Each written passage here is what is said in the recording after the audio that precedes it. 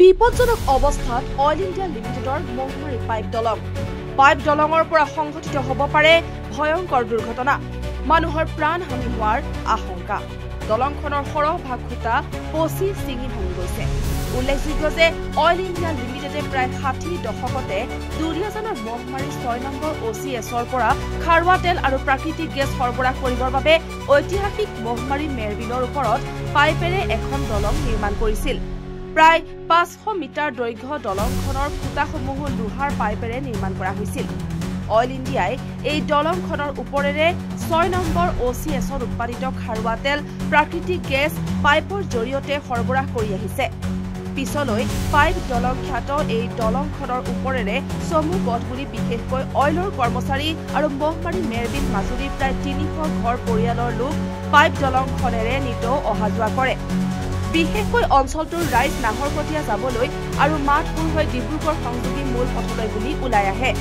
আনকি নাহৰকটীয়া দুলীয়াজান অথবা ডিব্ৰুগড়ত অধ্যয়ন কৰিবলৈ তাহানিৰ দিনৰ পৰা বৃহত্তৰ অঞ্চলটোৰ বহু সংখ্যক ছাত্ৰ-ছাত্ৰীয়ে পাইপ দলঙৰ ওপৰেৰে যাতায়াতৰ চমু পথ বুলি বাছি লৈ অহা যোৱা কৰি আহিছে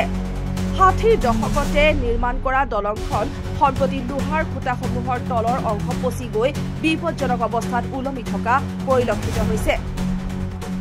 যিহেতু এতিয়াও দলংখনৰ ওপৰেৰে অইল ইণ্ডিয়াৰ কৰ্মচাৰী সৰ্বসাধাৰণ ৰাইজ তথা ছাত্ৰ-ছাত্ৰী বেপাৰ বাণিজ্য কৰা লোকসকল অহা যোৱা কৰি আছে নিৰ্মাণ কৰা দিন ধৰি কোনো দিনেই মেৰামতি নকৰা জৰাজীৰ্ণ দলংখন অইল কৰ্তৃপক্ষই এই পৰ্যন্ত কোনো ধৰণৰ মেৰামতিৰ ব্যৱস্থা গ্ৰহণ কৰা নাই জৰাজীৰ্ণ ৰূপ ধাৰণ কৰা পাইপ দলংখন যদিহে অইল ইণ্ডিয়া লিমিটেডে ক্ষিপ্ৰতাৰে মেৰামতিৰ ব্যৱস্থা গ্ৰহণ নকৰে তেন্তে যিকোনো সময়ত দলংখনে ভয়ংকৰ বিপদ কঢ়িয়াই অনাৰ আশংকাই অধিক হয় এইটো অতি পৰিতাপৰ বিষয় এইটো আপোনাৰ 1960 চনতে নিৰ্মাণ হোৱা এখন মানে ঐতিহাসিক পাইপ দলং আপোনালোকে দেখিছে আজি বহুত বছৰীয়া পুৰণা এখন পাইপ দলং আৰু এই পাইপ দলংখন হোৱাৰ পৰা যাতায়াতৰ কাৰণে যথেষ্টখিনি মানে খোজকাঢ়ি অহা যোৱা কৰিবৰ কাৰণে বা চাইকেল লৈ অহা যোৱা কৰিবৰ কাৰণে আৰু যাত্ৰীৰ কাৰণে খুব ভাল হৈছিলে আৰু ইয়াত মানে আপোনাৰ ৫-৬০০ লোকে এই দলঙেদি অহা যোৱা কৰে খোজকাঢ়ি বহুত চমু হয় নিতৌ আৰু স্কুলৰ কলেজৰ ল'ৰা ছোৱালীৰ পৰা আৰম্ভ কৰি কিছুমান ৰোগীও এফালেদি অহা যোৱা কৰে কিছুমান বেপাৰ বাণিজ্য কৰা ব্যক্তিসকলেও এফালে অহা যোৱা কৰে কিন্তু এতিয়া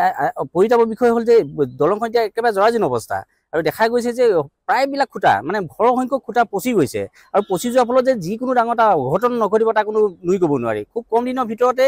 যে এই বাৰিষাত যথা সম্ভৱ মানে এটা ডাঙৰ ভয়ংকৰ ঘটনা ঘটিবলৈ গৈ আছে কিন্তু এই ৰাইজে আজি ৪-৫০০ ৰাইজে বাৰংবাৰ বিভাগীয় কৰ্তৃপক্ষ অৰ্থাৎ অইল ইণ্ডিয়াক দাবী জনোৱাৰ পিছতো তেওঁলোকে বাৰংবাৰ জনাইছে যে এই দলংখন পুনৰ নিৰ্মাণ কৰাৰ প্ৰয়োজনীয়তা আছে নহ'লে ভয়ংকৰ বিপদৰ সন্মুখীন হ'বলগীয়া হ'ব কিন্তু কি কাৰণত আজিলৈকে অইলৰ কৰ্তৃপক্ষই আজিলৈকে এইটো কাণ সাৰি দিয়া নাই এইটো বৰ পৰিতাপৰ বিষয় আৰু ইয়াত দেখা গৈছে যে এই পাইপসমূহেদি অহৰহ তেল গৈ আছে আৰু এইফালে ৬ নম্বৰ OCS আছে আৰু তেওঁলোকে ধৰি লওক ইয়াৰ পৰা যিটো মুনাফা পাইছে সেইটোতো ঠিকেই কিন্তু গতিকে এই দলংখনো যে মেৰামতি কৰিব লাগে তেওঁলোকৰ কিয় দৃষ্টিগোচৰ হোৱা নাই এইটোৱে আটাইতকৈ দুখৰ বিষয় হৈ আছে